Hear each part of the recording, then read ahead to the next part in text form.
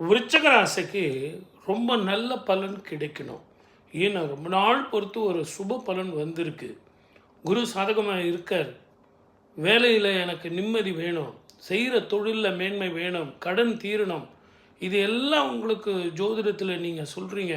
ஆனால் கை கட்டினது வாய் கட்டலையே சார், அதுக்கு என்ன பண்ணலாம் அப்படின்னா, பௌர்ணமி விரதம் இருக்கிறதும் கிரிவலம் வர்றதும் அங்கே போய் நீர் தானம் பானக தானம் செய்கிறதும் பெரிய லாபத்தை உங்களுக்கு கொடுக்கும்.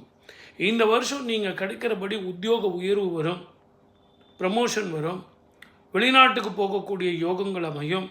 அதே மாதிரி உங்கள் ஜாதகத்தில் புதுசாக தொழில் தொடங்கிறதுக்கு பார்ட்னர்ஷிப்பில் எதிர்பார்த்துட்டு இருந்தவங்களுக்கு பார்ட்னர்ஷிப் வந்து சேரும்.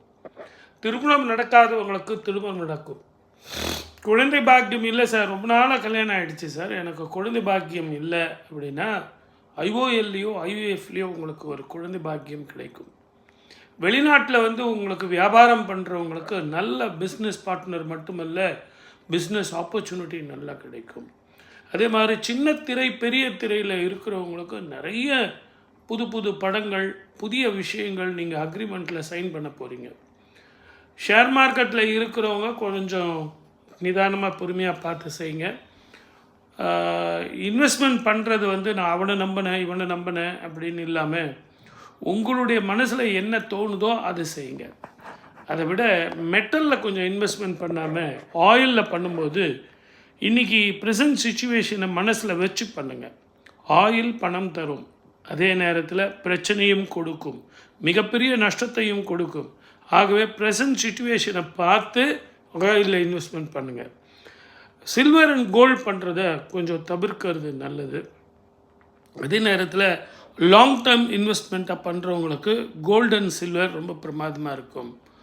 பயணத்தில் மிக கவனமாக இருக்கணும். இந்த பயணம் அப்படின்னு சொல்லும்போது தான் நான் உங்களுக்கு ஒன்று சொல்லுவேன்.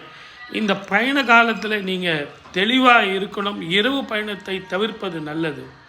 அதே நேரத்தில் உங்கள் ஜாதகத்தில் இப்போ என்ன மகாதிசை நடக்குதுன்னு பாருங்கள். அந்த கோவிலுக்கு போயிட்டு வாங்க. காசி, ராமேஸ்வரம், கயா அப்படின்னு அங்கே போயிட்டு மூதாதையர்களுக்கு தர்ப்பணம் கொடுத்துட்டு வாங்க. உச்சம் பெற்ற குருவோடு ஞானகாரகன் கேது இருக்கிறது விசேஷமான காலம். இதில் மூதாதையர்களுக்கு நீங்கள் தர்ப்பணம் பண்ணுறீங்க அப்படின்னு ஒரு முறை செஞ்சாலே 100 முறை செய்யக்கூடிய பலன் உங்களுக்கு சேரும். மூதாதையருடைய அருட்கடாட்சமும் குலதெய்வத்தினுடைய அருட்கடாட்சமும் உங்களுக்கு சேரும். சப்ஸ்கிரைப் பண்ணிட்டீங்களா சார்? மறந்துடாதீங்க. நிறைய பேர் அதை மறந்துடுறீங்க.